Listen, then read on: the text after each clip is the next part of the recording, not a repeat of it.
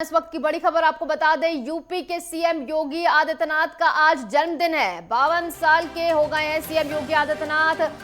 और योगी आदित्यनाथ को पीएम नरेंद्र मोदी ने बधाई भी दी है। पीएम मोदी ने जन्मदिन पर उन्हें बधाई दी है, जहां पर उन्होंने क्या कुछ कहा है वो भी हम आपको बताएंगे। लेकिन आज सीएम योगी आदित्यनाथ का जन्मदिन है, 52 साल के हो गए हैं। और जिस तरीके से आपने देखा कि लगातार जनता के पसंदीदा रहे हैं और पूरे देश में बधाइयों का दौर लगातार जारी है। सीएम योगी आदित्यनाथ को तमाम जनता उनके जन्मदिन के मौके पर बधाई दे रही है। और आपने देखा किस तरीके से योगी आदित्यनाथ लगातार जनता के लिए काम करते आए हैं, लगातार गौ रक्षा के लिए काम करते आए हैं, जहां पर प्रधानमंत्री नरेंद्र मोदी ने भी उन्हें बधाई दी है। एक्स पर पोस्ट के जरिए उन्होंने बधाई दी है, जहां पर सीएम योगी आदित्यनाथ ने पीएम मोदी की बधाई में जवाब दिया कि मैं आपसे प्रेरणा लेता हूं, आपसे प्रेरणा हमेशा से लेता रहा हूं, आप मेरे प्रेरणा के स्रोत हैं। ये तमाम चीजें सीएम योगी आदित्यनाथ ने बधाई के उत्तर में कही हैं। योगी आदित्यनाथ आज अपना 52वां जन्मदिन मना रहे हैं। आपको बता दें कि सीएम योगी आदित्यनाथ का जन्म 1972 में उत्तराखंड में हुआ था, जिसके बाद बहुत कम उम्र में वो सियासत में आए, बहुत कम उम्र में वो सांसद भी बने और उनका सियासी सफर जो रहा है वो बेहद रोमांचक रहा है। और आपको जैसे हमने बताया कि प्रधानमंत्री नरेंद्र मोदी ने भी उन्हें जन्मदिन की बधाई दी है, खास तरीके से बधाई दी गई है। इसी के साथ उन्होंने जवाब में कहा है कि मैं आपसे प्रेरणा लेता हूं, हमेशा से लेता रहा हूं। और जनता के लिए सीएम योगी आदित्यनाथ ने जो काम किया है, एक पॉपुलर फेस वो रहे हैं बीजेपी के लिए। वो खासकर उत्तर प्रदेश की अगर हम बात कर लें तो वहां पर लगातार जनता के फेवरेट सीएम योगी आदित्यनाथ बने रहे हैं।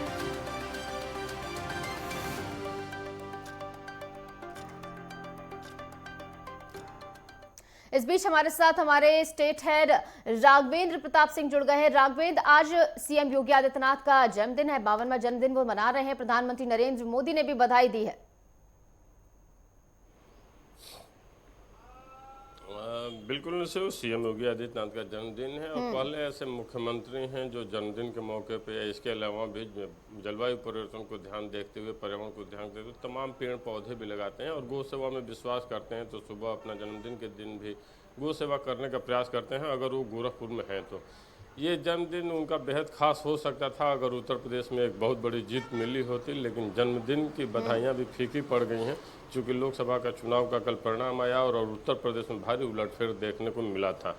और यहाँ पे लोकसभा के प्रत्याशियों के प्रति जो नाराज़गी थी, उस पर जनता ने अपनी नाराज़गी व्यक्त की। फिर भी आज सीएम योगी का जन्मदिन है और नरेंद्र मोदी से लेकर जितने भी भारतीय जनता पार्टी के नेता हैं या संघ के जो भी कार्यकर्ता हैं, उनकी बधाइयाँ मिल रही हैं सीएम योगी आदित्यनाथ को। और वो तो बार बार कहते भी हैं कि मेरा जन्मदिन और मेरा ये जो जन्म है और मेरी जो संन्यास परंपरा है वो आम जनमानस के लिए समर्पित है। और मैंने संन्यास भी इसीलिए लिया है कि राष्ट्र के लिए मुझे काम करना है, राष्ट्र सेवा करना है। हालांकि 5KD पे भी सीएम योगी आदित्यनाथ को बधाई देने वालों की लाइन लगी हुई है। इसके अलावा जो उनके सलाहकार हैं, प्रमुख सचिव हैं, निदेशक सूचना, ये भी सभी लोग बधाई देते हुए देखे जा रहे हैं। और सरकार बनाने को लेकर क्या राजनीतिक हलचल देखने को मिल रही है उत्तर प्रदेश में? निशु, अगर सरकार बनाने की बात करें तो जो इंडिया गठबंधन है उसको एक तरह से बढ़त तो मिली, लेकिन जो इंडिया गठबंधन के जितने भी 37 दल थे वो टोटल मिलाकर जितनी सीटें पाए उससे भी ज़्यादा भारतीय जनता पार्टी अपने दम पे सीटें पाई। तो जनता का जो जनादेश है, या तीसरे कार्यकाल में भी अगर बात की जाए तो मोदी के प्रति अभी भी लोगों का विश्वास बना हुआ है। हाँ, इतना जरूर है कि जनता ने एक बहुत बड़ा झटका मोदी सरकार के लिए या भारतीय जनता पार्टी को दी है। उत्तर प्रदेश की बात करें तो उत्तर प्रदेश में जितनी सीटें इनकी कम हुई हैं पिछले चुनाव को देखते हुए, उतनी ही सीटें कम हो गई इनको बहुमत का आंकड़ा छूते हुए। इतना जरूर है, मैं कहना चाहूँगा कि 2 टर्म्स के बाद ये तीसरी जो सरकार होगी पीएम मोदी की, वो गठबंधन के सहारे होगी। और गठबंधन की जो मजबूरियां होती हैं बार्गेनिंग जो गठबंधन के टीमों द्वारा किया जाता है उससे मोदी सरकार भी अछूती नहीं रह जाएगी, क्योंकि एनडीए गठबंधन सरकार बनाएगी। इसकी जानकारी भारतीय जनता पार्टी कार्यालय पर जब जेपी नड्डा और पीएम मोदी का संबोधन चल रहा था तो उससे भी ये मिल रहा था स्पष्ट संदेश कि एनडीए सरकार बनाने जा रही है और पीएम मोदी तीसरी बार प्रधानमंत्री बनने जा रहे हैं। इतना जरूर है कि अपने 2 कार्यकाल के बाद जिस तरह मोदी आश्वस्त थे अति आत्मविश्वास में, राष्ट्रवाद पे, राष्ट्र प्रेम पे, उनको लगता था कि जनता जागरूक है और राष्ट्रवाद के नाम पे हमें वोट देगी। जिस तरह से इंडिया गठबंधन के नेता भारतीय जनता पार्टी को अमीरों की पार्टी और अडानी अंबानी से जोड़ते हुए दिखाता था, और जिस तरह से 1 लाख रुपये महिलाओं को देने के बाद खटाखट कांग्रेस के नेताओं द्वारा किया जाता था, वो मुद्दे ज़्यादा प्रभावी है। और अब खास करके उत्तर प्रदेश की बात कर लें तो अयोध्या के यहाँ राम मंदिर बनने के बाद से अगर आप अयोध्या में हारते हैं, कुंभ आप इतना दिव्य स्वच्छ भव्य कुंभ प्रयागराज में कराते हैं, वहाँ पे आप हारते हैं, तो बेशक भारतीय जनता पार्टी के लिए गहन चिंतन की बात है कि आपको युवाओं पे ध्यान देना पड़ेगा, उनके लिए रोजगार के मार्ग सुदृढ़ करने पड़ेंगे। और पिछले टर्म्स में सपा की सरकार में, बसपा की सरकार में अगर उत्तर प्रदेश में भ्रष्टाचार हुए थे भर्ती आयोगों में, अन्य जगहों पे, तो आपको केवल हवाई बातें नहीं बल्कि उसमें न्याय दिलाना पड़ेगा। और युवाओं में जो रोष था अग्निवीर योजना को लेकर या भर्ती आयोगों को लेकर, उसका भी खामियाजा भारतीय जनता पार्टी को भुगतना पड़ा है। और संघ से जो दूरियां थी, जिस तरह से जेपी नड्डा का भी बयान आया था कि हमको संघ की जरूरत नहीं है, अटल बिहारी वाजपेयी के समय में संघ की जरूरत पड़ती थी, हम अकेले पर्याप्त हैं, तो वो अकेले पर्याप्त तो नहीं हो पाए। संघ की नाराजगी, मत प्रतिशत का घटना और महिलाओं का कांग्रेस की तरफ झुकाव और समाजवादी पार्टी की इस तरह की अब तक की सबसे बड़ी जिद दिलाती है कि भारतीय जनता पार्टी को गहन आत्ममंथन की जरूरत है। सरकार तो आप बना लेंगे, लेकिन 2 बैसाखी के सहारे आपकी सरकार चलेगी। जो चंद्रबाबू नायडू की बात कर ले या नीतीश कुमार की बात कर लें, ये बार्गेनिंग करने के मास्टर हैं लोग, ये उस्ताद हैं। अब देखना होगा कि चूंकि पीएम मोदी को भी कभी इस तरह की गठबंधन की सरकार चलाने की आदत नहीं है, वो भी स्वतंत्र रूप से सरकार चलाने के महारथी रहे हैं, चाहे गुजरात की बात कर लें बतौर सीएम या पीएम के रूप में 2 टर्म से। और राघवेंद्र, दिल्ली में जो बैठक होने वाली है बीजेपी की बेहद अहम, उसमें चिराग पासवान शामिल हो रहे हैं, नीतीश कुमार शामिल हो रहे हैं, लेकिन नायडू शामिल नहीं हो रहे हैं, जिसके बाद संशय और गहराने लगा है। चूंकि नायडू 2 बजे पहुंचेंगे दिल्ली में, और फोन पे जो वार्ता हुई है पीएम मोदी और अमित शाह से, उसमें उन्होंने भी, नायडू ने भी क्लियर कर दिया है कि हम एनडीए के साथ हैं और रहेंगे, उसमें कहीं से कोई संशय नहीं है। तो हम चाहे नीतीश कुमार की बात कर लें, चिराग पासवान की बात कर लें या उनकी बात कर लें, ये सभी लोग, इन लोगों का समर्थन है, इसमें कोई कहीं से दुविधा नहीं है। और एनडीए सरकार बनाने जा रही है, इसमें भी दुविधा नज़र नहीं आ रही है, क्योंकि स्पष्ट जनादेश एनडीए को मिला है। लेकिन फिर भी अगर कांग्रेस या कांग्रेस के जो क्षेत्रीय दल हैं, ये अगर नीतीश कुमार या चंद्रबाबू नायडू को अपनी तरफ साधने में सफल हो जाते हैं, उनको कोई उप प्रधानमंत्री या कुछ उस तरह का पद देकर, ऑफर देकर अपनी तरफ मिला लेते हैं, तो इससे इनकार नहीं है कि एनडीए के लिए फिर खतरे की घंटी है कि फिर, क्योंकि बहुमत का आंकड़ा छूना फिर एनडीए के लिए भी बहुत ही कठिन हो जाएगा। और मोदी का जो तीसरे टर्म्स की बात चल रही है, उस पर एक बहुत बड़ा हथौड़ा चल जाएगा, जो मोदी के लिए सरकार बनाना मुसीबत की खड़ी हो जाएगी।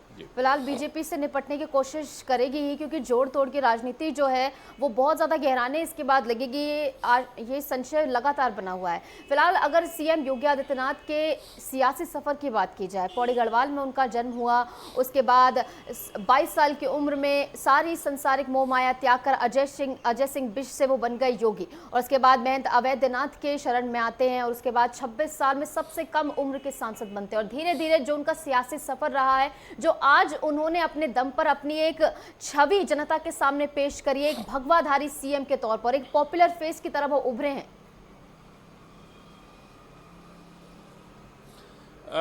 बिल्कुल निशु, अगर हम सीएम योगी आदित्यनाथ की बात करें, कैसे वो पौड़ी गढ़वाल में जन्म लिया, हालांकि उस समय उत्तराखंड भी उत्तर प्रदेश का ही हिस्सा हुआ करता था। उसके बाद से गोरखपुर उनकी कर्मभूमि बनी। संन्यास परंपरा के बाद नाथ संप्रदाय में वो महंत अवैधनाथ जी से जुड़े और वो अपने पिता माने।